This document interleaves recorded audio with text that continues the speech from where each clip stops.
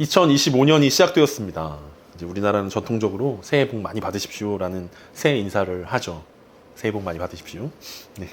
복을 많이 받는다라는 것은 사람들의 그 관심이 건강, 취업, 승진, 진학, 결혼, 자녀, 연봉, 성공 뭐 이런 것들이 다 포함된 단어일 것입니다. 그래서 새해 복 많이 받으십시오라는 것은 뭐 때로는 우리 가운데 부자가 되십시오라는 말이 될 수도 있고 건강하십시오라는 말이 될 수도 있고 가정이 무탈했으면 좋겠습니다라는 축복일 수도 있습니다. 이 모든 것들이 다 자신이 꿈꾸는 대로 되어지는 것, 그리고 풍요롭고 부족함이 없고 되고 싶은 것이 되어지고 하고 싶은 걸 할 수 있고 갖고 싶은 것을 가질 수 있게 되는 것이 세상이 말하는 이 복된 새해일 것입니다. 새해에는 여러분이 되고 싶은 대로 다 되십시오. 새해에는 여러분이 갖고 싶은 거 다 가지십시오. 새해에는 여러분 누릴 수 있는 거 다 누리십시오.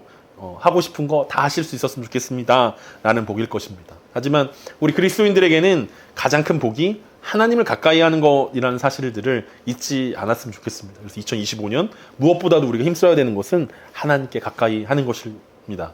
그래서 시편 78편 28절에서 아삽이 이렇게 고백하지 않았습니까? 하나님께 가까이함이 내게 복이라. 내가 주 여호와를 나의 피난처로 삼아 주의 모든 행적을 전파하리이다. 그래서 우리 똑같이 뭐 새해 복 많이 받으십시오 우리가 인사하지만 우리의 인사에는 하나님께 가까이 하는 것이 가장 큰 복입니다. 라는 이 말이 숨겨져 있다라는 거 우리가 기억하면서 올 한 해 하나님 안에서 가장 복된 한 해가 되어지길 소망합니다. 어쨌든 새해는 시작되었고 4일이라는 시간이 지나갔습니다. 여러분 새해를 시작하고 살아보니 어떻습니까? 2024년과 2025년은 무엇이 바뀌었습니까? 우리가 새해를 맞이해 보는 것이 이제 한두 해가 아니기 때문에 벌써 몇십 년째 새해를 맞이하고 있기 때문에 우리는 경험적으로 해가 바뀐다는 것이 변화를 의미하는 것은 아니라는 사실들을 너무 잘 알고 있습니다. 우리가 새해 먹은 떡국만 해도 몇십 그릇이 넘기 때문에 그냥 떡국을 한 번 더 먹었다 정도라는 거죠. 사실 첫 번째 주일에 하기에는 김이 빠지는 이야기일 수도 있지만 새해를 맞는다라는 것은 달력이 바뀌었다라는 거, 다이어리가 바뀌었다라는 거, 그리고 달력의 숫자가 바뀌고 나이의 숫자가 바뀐 거 정도의 의미를 우리 가운데 주는 것이지 새해가 됐다고 자연스럽게 새 마음과 새 영으로 저절로 바뀌는 것은 아니라는 사실들을 우리는 몇 년 동안 수없이 우리는 그것들을 경험해 보고 있습니다. 교회 안에서 보통 새해가 되면 굉장히 분주하고 바쁩니다. 보통 교회들은 막 새해 목표를 세우고 어떤 말씀을 정하고 그리고 섬길 사람들을 찾고 뭐 이런저런 새로운 조직들을 만들고 뭐 세팅을 바꿔야 되기 때문에 굉장히 분주했던 시간들이 예전에 교회 사역할 때 새해를 맞이하는 그런 경험들이었는데 뭐 지금은 그런 건 안 해도 되니까 뭐 감사하게 그냥 돌아보면서 1년 동안 어떤 일들이 있었는가를 돌아보고 또 하나님께서 2025년에 어떤 일을 하실까를 기대하는 약간 분주한 마음들은 좀 내려놓게 돼서 감사하긴 한데 새해 기분이 조금 덜 난다라는 어떤 또 부작용도 또 없지 않아 있다라는 생각들을 합니다. 2025년 우리는 어디를 향해 가야 합니까? 우리는 어떤 비전을 품어야 합니까? 우리가 세운 계획들이, 우리가 세운 소망들이, 우리가 꿈꾸는 것들이 정말 하나님이 기뻐하시는 것들인가? 라는 생각들을 우리가 오늘 짧은 2절의 말씀을 통해서 점검해보는 시간이었으면 좋겠습니다. 오늘은 바울이 그런 하나님 앞에서 계획을 세우고 또 어떻게 계획들을 이루어 가는지를 함께 살펴보는 장면들인데 그 장면을 통해서 우리 2025년 어떻게 새 부대가 되어질 것인가, 어떻게 새 마음과 새 영을 가지고 하나님께서 말씀하시는 새로운 2025년으로 나아갈 수 있을 것인지, 그리고 우리가 어떻게 하면 하나님의 기쁨이 되어질 수 있을 것인지 점검하는 시간이었으면 좋겠습니다. 오늘 본문 21절입니다. 이 일이 있은 후에 바울이 마게도냐와 아가야를 거쳐 예루살렘에 가기로 작정하여 이르되 내가 거기 갔다가 후에 로마도 보아야 하리라 하고, 바울은 이 일이 있은 후에 일어난 일들이라고 설명하고 있습니다. 그렇다면 이 일은 무슨 일이었습니까? 지난주와 지지난주 2주간에 걸쳐서 우리가 함께 살펴본 것은 에베소에서 일어났던 큰 부흥을 우리가 함께 살펴보았습니다. 바울의 손수건이나 앞치마로 사람들 몸에 대면 병이 낫는 사건들을 보면서 어떻게 이런 일들이 있지? 라고 놀랐었는데 지난주 훨씬 더 놀라운 일들이 있었는데 그것은 에베소에 사는 사람들이 자발적으로 자신들이 가장 소중하게 여겼던 마술책을 불태워 버린 것입니다.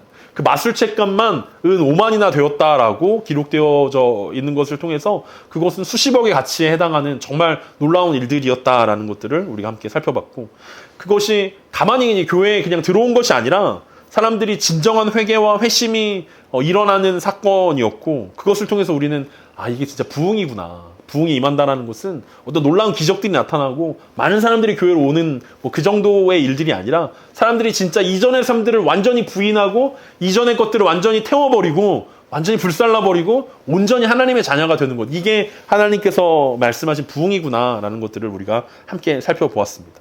그게 이제 이 일이 있은 후에입니다. 에베소의 부흥이 일어난 이후에 바울은 앞으로의 계획을 말하고 있습니다. 앞으로 어떤 일을 할 거냐면 마게도냐와 아가야를 거쳐서 예루살렘에 가기로 작정했다라고 설명하고 있습니다. 여기까지는 확정적인 계획이고 얼마 지나지 않아 이루어지는 계획들입니다.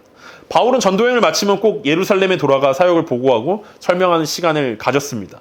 이번 3차 전도여행의 핵심은 에베소의 사역이었고, 에베소에서 2년이 넘는 시간 동안 두란노 성원이라는 곳에서 사람들을 말씀으로 양육하면서 에베소 가운데 부흥이 임했다라는 이 사건들을 이제 예루살렘에 가서 보고하는 것으로 이 3차 전도여행을 마무리하려는 생각이었습니다. 그런데 예루살렘 교회에 돌아가기에 앞서 예루살렘 교회가 경제적인 어려움들을 겪고 있다는 소식을 들었습니다. 그래서 바울은 자신이 지난 사역의 열매들이었던 마게도냐와 아가야 지역의 교회들을 통해서 예루살렘 교회 성도들을 향한 헌금을 마련해서 돌아가기로 작정했습니다. 그래서 계획을 세운 게 다시 한번 마게도냐와 아가야 지방을 통해서 그곳에 있는 성도들을 만나서 그들을 말씀 안에서 굳세게 하면서 동시에 그곳에서 예루살렘 교회, 모교회라고 부를 수 있는 하나님의 복음이 처음으로 전해지고 그곳에서 처음 교회가 시작되어져 있는 예루살렘 교회가 를 향한 극률한 마음들을 함께 나누길 원했습니다. 그러면서 바울은 조금 멀리 있는 이야기들을 합니다. 예루살렘에 도착해서 헌금을 나누고 선교 복음을 한 이후에 로마도 보아야 하리라 라고 말하고 있습니다. 기회가 되면 로마에 가겠다라는 뜻이 아니라 반드시 기필코 로마에 가겠다라는 고백인 것입니다. 이것은 바울의 결심이나 계획을 뜻하는 것이 아니라 바울이 나는 꼭 갔으면 좋겠습니다. 로마 태어났는데 로마를 한번 봐야 되지 않겠습니까? 그래도 로마라는 이 가장 큰 도시, 그리고 이 세계의 중심이라고 불리는 로마를 꼭 밟아봐야 되지 않겠습니까? 라는 자신의 바람을 이야기하는 것이 아니었습니다. 바울이 지금 얘기하고 있는 것은 로마로 부르고 있다라는 자신의 사명을 말하고 있는 것입니다. 성경 원문에는 작정하여 라는 이 단어 다음에 성령 안에서라는 단어가 기록되어 있습니다. 한글 성경에서는 왜인지 그 기록을 생략하고 있는데, 바울이 내가 마게도냐와 아가야를 거쳐서 예루살렘에 가겠다라고 가겠다라고 작정하였다라고 했을 때 성령 안에서 그것들을 작정했다라고 이야기합니다. 그래서 바울의 여정을 작정하게 하신 이도 성령이시고 로마를 가야 한다라고 말씀해 주신 분도 성령님이시라는 사실들을 우리는 알 수 있습니다. 그래서 바울은 그때부터 로마를 향한 꿈을 꾸기 시작한 것입니다. 로마를 가야 되는구나. 하나님 나를 로마로 부르고 계시는구나. 2025년을 시작하면서 우리도 꿈이 있고 계획이 있습니다. 작정한 일도 있을 것입니다. 올해는 여기를 가봐야 되겠구나. 올해는 이런 일들을 해야 되겠구나. 아니면 어쩌면 아직 우리가 2024년의 그 연장선상에서 아직 2025년을 맞지 못해서 아직 찾고 있을 수도 있습니다. 중요한 것은 우리의 꿈과 계획이 우리의 야망이 되지 않도록 성령 안에 있어야 한다는 것입니다. 바울이 로마를 가야 된다라고 이야기했을 때 그것은 바울이 로마에서 어떤 큰 사역들을 내가 일으켜서 로마에서 가장 큰 교회를 만들어야지, 로마에서 어떤 부흥의 역사를 내가 다시 써봐야지, 로마에서 내가 사람들한테 내 이름이 잘 알려지지 않았는데 수도 로마에서 내 이름이 온 세계 가운데 내 이름을 떵떵거리게 떨쳐야지 라는 어떤 자신의 야망과 야심을 고백하고 있는 것이 아니었습니다. 보통 우리가 비전이라는 이름으로 자신의 야망을 낑겨 넣을 때가 많이 있습니다. 하나님을 위해 한다라는 이 말로 여러 가지 일들을 계획한다는 거죠. 목회자들 같은 경우에는 하나님 나라를 위해서 해야 됩니다라고 이야기하면서 그 자신의 소망인 건축을, 화려한 건축 이런 것들을 꿈꾸는 이제 목회자들도 많이 있습니다. 뭔가 큰 사역, 뭔가 큰 컨퍼런스 이런 것들을 자신의 어떤 삶의 목적으로 자신의 꿈을 하나님의 꿈이라고, 이게 하나님이 기뻐하시는 일들이라고 강요할 때도 많이 있습니다. 그런데 중요한 것은 내 꿈, 그리고 내 야망, 내 비전이 아니라 성령님께서 우리 가운데 뭐라고 말씀하셨느냐. 성령님께서 우리의 삶을 통해서 무엇을 꿈꾸고 계시냐라는 것들을 파악하는 것이라고 우리는 생각해 볼 수 있습니다. 바울은 그 안에서 로마가 하나님의 꿈 안에 있다는 사실들을 확신하게 됐고 로마를 향한 꿈을 펼치기 시작하는 것입니다. 왜 야망과 꿈이 우리 가운데 하나님마저도 우리는 우리의 야망과 꿈을 위해서 사용될 때가 많이 있다라는 거죠. 내가 계획을 세웠지만 일은 하나님이 하셔야 된다라고 기도하기도 합니다. 내가 꿈을 꿨고 내게 하나님께서 비전을 주셨기 때문에 마무리는 하나님이 책임져 주셔야 된다라고 말씀합니다. 하지만 오늘 본문을 살펴보면 계획은 하나님이 세우고 일은 내가 해야 되는 것이다라는 사실들을 생각할 수 있습니다. 그러니까 하나님이 계획을 세웠고 성령 안에서 하나님께서 비전을 바울에게 보여주셨고 그것을 완수하는 것은 바울이 해야 하는 일들이었다라는 거죠. 우리 인생 가운데도 내가 계획을 세우고 하나님이 그 일을 실행해 주시는 분이 아니라 하나님이 계획을 세우고 내가 그 하나님의 계획 가운데서 내가 어떻게 하나님의 나라에 도움이 될 수 있을까를 소망하는 삶이 바람직한 삶이라고 말씀하고 있습니다. 그래서 예수님이 먼저 그의 나라와 그의 의를 구하라고 말씀하신 것입니다. 너희 나라와 너희 의를 구하라가 아니라 하나님의 나라와 의를 구하면 이 모든 것들을 너희에게 더하게 하실 것이다 라고 약속하셨다라는 거죠. 계획은 하나님이 세우고 일은 내가 해야 되는데 우리는 주객이 전도될 때가 너무나 많이 있습니다. 사명을 주시면 그 사명을 완수하는데 필요한 계획을 우리가 세우는 것은 우리가 해야 할 일일 수 있지만 하나님의 비전 그리고 하나님의 꿈 그리고 하나님께서 우리 가운데 주시는 그 비전을 내 것으로 바꿔치기 해서는 안 된다는 것입니다. 그렇다면 우리는 이쯤에서 바울이 로마를 방문하고자 하는 이유가 무엇인지 들어봐야 할 것입니다. 왜 하나님께서 바울에게 로마를 향한 비전을 주셨는가? 우리가 로마서 1장에 보면 바울의 방문 목적이 기록되어 있습니다. 로마서 1장 13절에서 15절입니다. 형제들아 내가 여러 번 너희에게 가고자 한 것을 너희가 모르기를 원하지 아니하노니 이는 너희 중에서도 다른 이방인 중에서와 같이 열매를 맺게 하려 함이로되 지금까지 길이 막혔도다. 헬라인이나 야만이나 지혜 있는 자나 어리석은 자에게 다 내가 빚진 자라. 그러므로 나는 할 수 있는 대로 로마에 있는 너희에게도 복음 전하기를 원하노라. 그러니까 바울이 로마를 방문하길 기대하고 소망했던 이유 중에 가장 큰 이유는 15절에서 이야기했던 복음 전하기를 원한다라는 것입니다. 바울은 로마 제국의 여러 도시들을 돌아다니면서 사역을 해왔습니다. 우리가 1차, 2차, 3차 전도여행을 통해서 바울이 방문했던 대도시를 생각해보면 바울이 처음 사역을 시작했던 수리아의 안디옥을 꼽을 수 있습니다. 그 다음 이동했던 마게도니아의 데살로니카를 꼽을 수 있고 아가의 고린도고 그리고 오늘 지금 사역하고 있는 아시아의 에베소입니다. 열 손가락에 꼽히는 로마 제국의 대도시들을 다 방문했다라는 거예요. 그곳에서 많은 열매들을 맺은 것이 바울의 사역입니다. 그것은 교회라는 열매를 맺게 되었습니다. 그런데 그 교회라는 열매는 우리가 생각하는 우리의 사고 속에 머물러 있는 교회와는 전혀 달랐습니다. 건물을 세운 것도 아니고 사람들이 많이 모이는 것도 아니었습니다. 한 사람 한 사람이 복음을 알고 교회가 되어서 각자의 자리에서 교회로 살아가게 하는 것이 바울이 꿈꿨고 바울이 열매로 맺은 교회들이었습니다. 작은 공동체를 바울은 작은 그 가정 공동체들을 이끌어 가면서 그곳이 하나님의 교회, 하나님의 나라가 되는 것들을 꿈꿔왔다라는 거죠. 우리가 에베소 교회 하면은 또 막 에베소에 있는 아데미 신전 옆에 엄청 큰 건물을 세워서 여기 에베소 교회입니다라고 우리 이야기하는 것은 우리들의 어떤 꿈이고 우리들의 소망이라는 거죠. 오늘날에도 성지 순례를 가면 그렇게 되어 있습니다. 여기 뭐 에베소 교회 자리입니다. 여기는 뭐 무슨 예수님이 태어나신 곳을 기념하는 교회 자리입니다라고 얘기하는데 바울이 처음 복음을 전했을 때의 교회의 모습들은 그런 모습들이 아니었다라는 거죠. 복음이 능력이 되는 교회, 복음이 삶 속에서 나타나는 교회, 그것이 바울이 생각했던 교회고 바울 당시의 교회의 모습들이라고 이야기할 수 있습니다. 그때 그 교회들과 지금의 우리의 교회들을 비교해 보면서 무엇이 문제인가라고 생각해 봤을 때 우리 아까 얘기 나눴던 것처럼 우리는 시스템화된 교회에서 뭐 찬양을 드리고 예배를 드리고 말씀을 전하고 신방하고 성경 공부를 하고 여러 가지 이벤트들을 하는 것에 집중하면서 가장 중요한 하나님 나라를 잃어버리고 있는 것이 가장 큰 문제가 아닌가라는 생각들을 하게 됩니다. 그러니까 우리는 자꾸 이원론에 빠진다라는 거죠.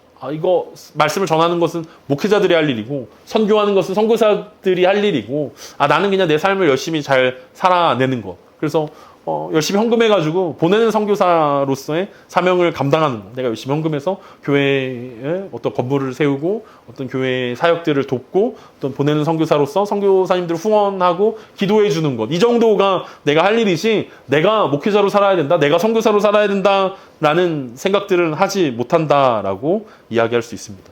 그런데 바울이 로마에 가고자 했던 이유를 보면 이미 로마에는 교회가 세워져 있었습니다. 이미 로마에서는 예배를 드리고 있었고 교회 공동체가 운영되고 있었다라는 거죠. 그럼에도 불구하고 로마에서 바울은 다시 복음을 전해야겠다라고 이야기합니다. 그것은 바울이 방문했던 교회들처럼 로마 교회가 살아나기를 기대하는 마음 때문이었습니다. 그러니까 바울이 방문했던 모든 교회들은 이렇게 자생적으로 살아났다라는 거죠. 바울이 복음을 전하고 빠져도 그들 안에서 복음의 능력들이 나타나서 그들의 삶 가운데서 새로운 교회들로 계속해서 자생하면서 교회가 퍼지게 되어졌는데 로마 교회는 이상하게 로마 교회 안에서는 그런 자생 능력들이 사라져버렸다라는 것입니다. 그래서 바울은 복음을 다시 전해야겠다. 그리고 너희가 복음 안에서 다시 연합되어야겠다. 복음의 능력들을 다시 경험하는 삶이어야겠다라는 이야기들을 하고 있습니다. 바울은 절대로 혼자서 스타 목회자가 되려는 생각들 때문에 로마에 가려고 하지 않았습니다. 그리고 자신이 가면 그곳에 아주 놀라운 일들이 일어날 것이다라고 기대하지 않았습니다. 그리고 바울에게 주어진 그 땅끝까지 이르러 복음을 전해야 된다는 그 사명을 자기 혼자 감당해야 되는 일들이라고 생각하지 않았다라는 거죠. 바울의 생각은 이 점조직처럼 자신의 영역에 들어온 사람들에게 복음이 무엇인지 알려주고 삶으로 보여주는 것이 바울이 했던 복음 사역이었고 바울이 꿈꿨던 교회의 모습이었습니다. 가정에서 교회가 되는 것, 직장에서 교회가 되는 것, 친구들 사이에서 교회가 되는 것. 그래서 주변 사람들에게 크리스찬의 모습이 이런 것입니다라고 모델이 되어주는 것. 이것이 바울이 로마 교회에 다시 전하고자 했던 복음이었습니다. 세상과 다른 방식으로 살아가는 것. 단순히 주일에 교회에 가고 교회에 헌금을 하고 봉사를 하고 밥 먹을 때 기도를 하고 다른 사람들보다 조금 정직하게 살고 조금 그 부정부패에 끼어들지 않고 조금 그 깨끗하게 살아가는 그 정도를 이야기하는 것이 아니라 정말로 하나님의 나라를 꿈꾸고 하나님의 나라를 실제로 삶 속에서 살아내는 것. 그래서 매력적인 그리스도인으로 사람들 가운데 궁금증을 불러일으키는 것. 세상에서 잘 나가서 그리고 성공해서 사람들이 도대체 어떻게 하면은 권사님처럼 장로님처럼 사업에 성공할 수 있습니까? 어떻게 그렇게 신실하게 믿음 생활하면서 세상에서도 성공할 수 있습니까? 이런 궁금증을 불러일으키는 것이 아니라 성경대로 바보처럼 살아가는 그 모습들이 사람들에게 복음의 능력이라고 바울이 이야기한 것입니다.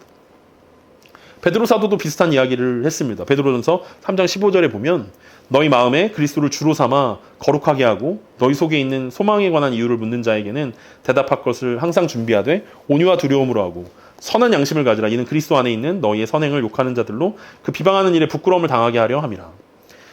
결국은 베드로 사도도 바울과 동일하게 했던 이유가 너희 속에 있는 소망에 관한 이유를 묻는 자들이 있어야 된다. 내가 왜 그렇게 살아가는지, 왜 세상 가운데서 그렇게 바보처럼 살아가는지, 왜 말씀이 주인이고, 왜 말씀을 따라서 순종하며 살아가는 그 삶이 도대체 무슨 이유인지, 왜 그렇게 살아야만 하는지에 대해서 사람들이 궁금하게 하는 그런 삶들을 살아야 된다라는 거죠. 이 말씀 앞에 저는 굉장히 부끄러움을 느낍니다. 가정에서 내가 존경을 받고 있는가?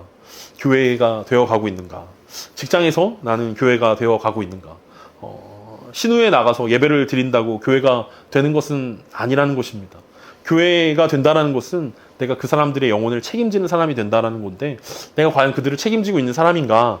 내가 정말 가족들의 영혼을 부여잡고 기도하고 그들이 정말 옳은 길로 하나님의 나라가 우리 가정 가운데 임하기를 내가 소망하고 꿈꾸고 있는가라고 했을 때 굉장히 부끄러운 삶이고 교회와 가정이 분리되어져 있고 교회와 직장이 분리되어져 있는 교회와 삶이 분리되어져 있는 교회에서만 거룩한 교회에서만 능력 있는 그런 모습은 아닌가라는 생각들을 하게 됩니다. 그것이 저의 모습이고 어쩌면 우리 모두의 모습일 수 있다라는 거죠. 하나님은 우리를 각자의 땅끝에서 교회로 살아가길 원하십니다. 바울은 로마 교회가 그 일에 동참하길 원했고 오랜 시간이 지나지 않아 로마 교회는 그 일을 해내게 되었습니다.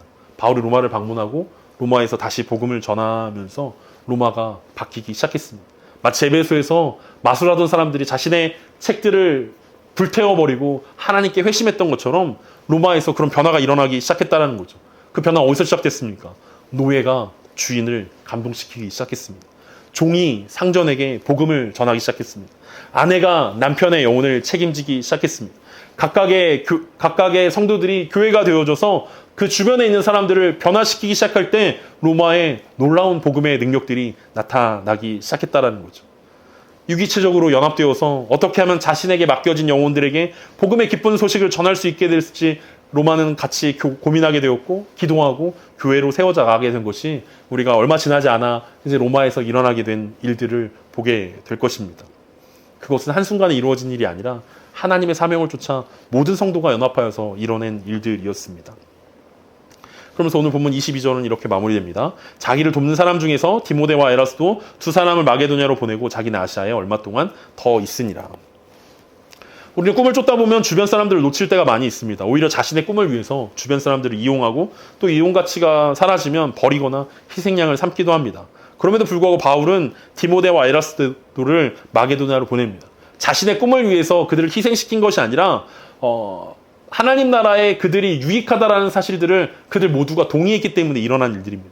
디모데는 다른 생각을 가지지 않았을까요? 에라스도는 다른 계획이 있지 않았을까라는 생각들을 해보지만 아무리 생각해봐도 디모데와 에라스도만큼 적임자가 없었기 때문에 바울은 그렇게 결정한 것입니다.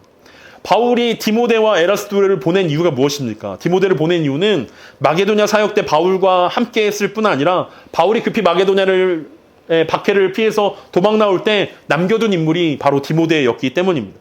그래서 마게도냐에서 혼자 남아서 제자를 세워가는 사역을 디모데가 감당했기 때문에 마게도냐를 가는 일에 디모데가 가장 적임자였다라는 거죠. 에라스도는 고린도의 재무관 출신으로 마게도냐 이후에 아가야로 갈 때 가장 완벽한 사람이라고 생각했기 때문에 바울은 디모데와 에라스도를 먼저 마게도냐와 아가야로 보내게 됩니다. 그리고 곧이어서 고린도에서 바울은 이들과 합류하게 되고 그곳에서 로마서를 기록하게 합니다. 그때 이제 에라스도의 문안 인사가 그 로마서 16장에 등장하기도 합니다. 중요한 것은 바울이 그들을 이용하려 했다는 것이 아니라 하나님 나라를 생각할 때 가장 최적의 배치가 어디인지를 생각하게 됐다는 거죠. 디모데에게 있어서 그리고 에라스도에게 있어서 어느 위치에 있는 것이 가장 중요한 것이냐, 가장 하나님의 나라에 합당한 것이냐를 생각하면서 그들을 배치하게 됐다는 거죠. 바울 개인의 입장에서는 가장 사랑하는 아들 디모데가 자신의 옆에 있는 것이 가장 좋은 일들이었을 것입니다. 고린도 재무관 출신 에라스도가 옆에서 위로해주고 함께하는 것이 더 큰 일들일 수도 있었을 것입니다. 그럼에도 불구하고 바울은 과감하게 그들을 먼저 보냅니다. 왜냐하면 그들을 통해서 마게도냐의 교회가, 고린도 교회가 더 새로워져야 되고 더 든든히 세워져야 하고 그것은 한 번에 복음 전하는 것으로 한 번의 회심으로 끝나는 것이 아니라 계속해서 자라나게 하는 그 도움을 주는 사람들이 필요하기 때문에 그렇습니다. 그래서 디모데와 에라스도를 통해서 다시 그들을 양육시켰습니다. 재교육을 시켰습니다. 그리고 예루살렘 교회를 위해 헌금을 모금했습니다. 모일 때마다 조금씩 모아서 바울이 도착하면 그 모아진 헌금을 가지고 예루살렘에 가기 위함이었습니다. 누구도 불평하지 않았습니다. 하나님 나라를 위해서 꼭 필요한 사역이라는 사실을 동의했기 때문입니다. 우리는 어디에 위치해야 하겠습니까? 하나님께서 우리 가운데 있으라고 한 곳은 과연 어디입니까? 우리의 경험과 우리의 사역과 우리의 은사들을 통해서 내가 하나님 나라에 어디에 유익할 것인가를 고민하는 것이 필요하다라는 거죠. 그러면서 바울은 아시아에 얼마 동안 더 있게 됩니다. 오늘 본문 21절과 22절은 앞으로 사도행전의 이야기가 어떻게 전개될지 보여주는 예고편의 성격을 가집니다.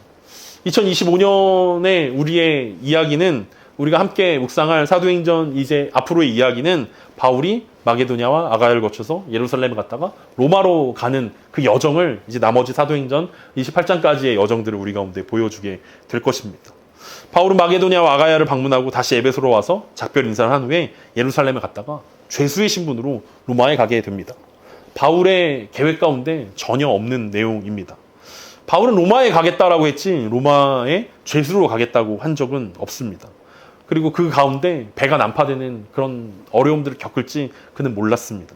그리고 그때가 언제인지 정확하게 알지 못했습니다. 그래서 바울은 얼마 동안 아시아에 머물렀다라고 이야기합니다. 하나님의 때를 기다리면서 에베소에서 자신의 사역을 계속해 나갔습니다. 아직은 하나님의 때가 아니라고 생각했기 때문입니다. 그때가 언제일지 모르지만 그때는 반드시 온다라는 확신이 그에게 있었습니다.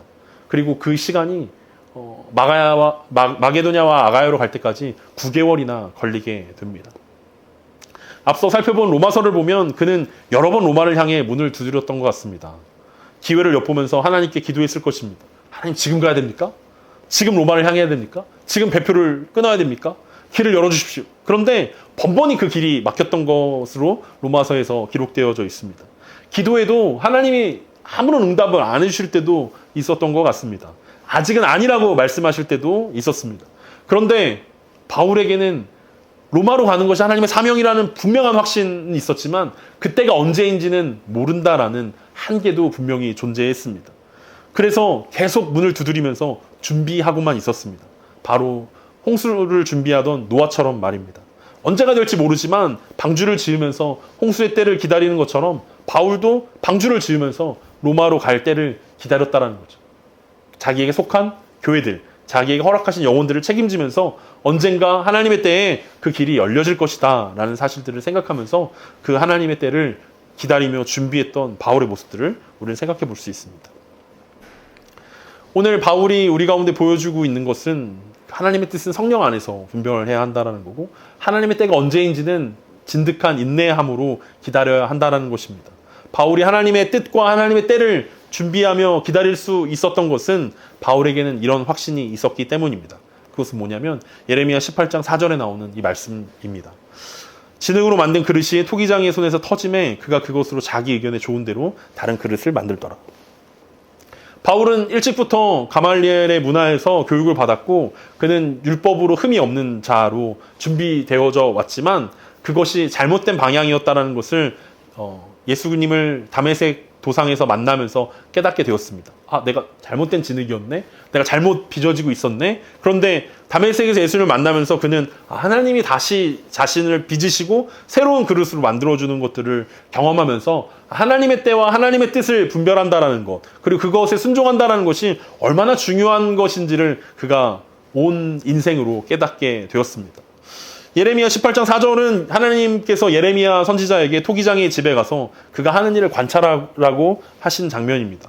토기장이는 하나님을 뜻하고 진흙은 이스라엘을 상징하는 것이었습니다.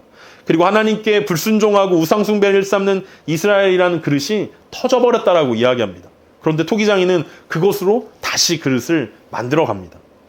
이게 바울의 인생 같았다라는 거죠. 자기가 자신의 인생을 아주 유대교의 최고 지도자 과정으로 빚어가고 움직여가고 스펙을 쌓아갔지만 결국은 그것은 터져버린 그릇에 불과했다는 것입니다. 그런데 하나님이란 토기장이 손에 붙들리니까 자신을 다시 빚어가는 하나님의 손길들을 경험할 수 있었습니다. 우리 인생을 우리 진흙에 많이 비유합니다. 결국 누군가의 손에 붙들려 있는가가 결과의 차이를 만들어낸다는 것입니다. 바울은 스스로의 힘으로 스스로 빚어갈 때 아무것도 되지 않았지만 하나님의 손에 빚어갈 때 하나님의 교회를, 하나님의 나라를 세워가는 놀라운 사도가 되어질 수 있었습니다.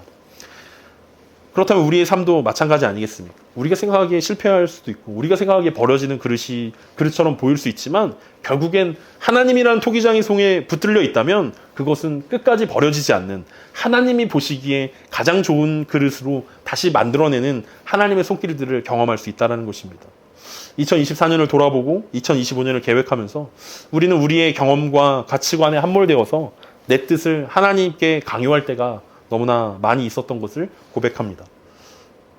내 경험이 전부이고 내 가치관이 진짜고 내 선택이 올바르다고 생각하면서 하나님이 왜 내 뜻에 따라주지 않는가라고 조바심을 느낄 때가 많이 있었다는 거죠. 우리는 우리의 시간에 맞춰 조급해져서 하나님의 시간을 움직이려 할 때가 많이 있었습니다. 만약에 우리가 바울의 입장이었다면 하나님 로마로 가라고 얘기해놓고 왜 문을 안 열어주십니까? 빨리빨리 가서 로마에서 복음을 전하고 로마 교회가 빨리 변화되어져야 되는데 왜 응답하지 않으십니까? 라고 언제까지입니까? 라고 조급해했을 것입니다. 그런데 바울은 조급해하지 않았습니다. 하나님의 뜻과 하나님의 때를 기다릴 줄 아는 진흙이었기 때문에 그렇습니다. 우리에게도 마찬가지 아닙니까? 하나님의 뜻과 하나님의 때를 기다릴 줄 아는 바른 진흙이 되었으면 좋겠습니다. 하나님이 우리에게 주신 사명을 기억하면서 잠잠하게 하나님의 때를 기다립시다. 무엇보다도 우리 가정에서 교회가 되고 우리 직장에서 교회가 되고 삶의 현장에서 교회가 된다면 더 큰 비전이나 더 큰 꿈을 이루는 것보다 훨씬 더 큰 복인 하나님께 가까이 갈 수 있는 복된 2025년이 될 줄 믿습니다. 우리 함께 하나님께서 가장 기뻐하시는 가장 좋아하시는 그릇으로 빚어져가는 2025년을 기대하면서 함께 나아가는 우리 온 성도님들 되시길 간절히 소망합니다.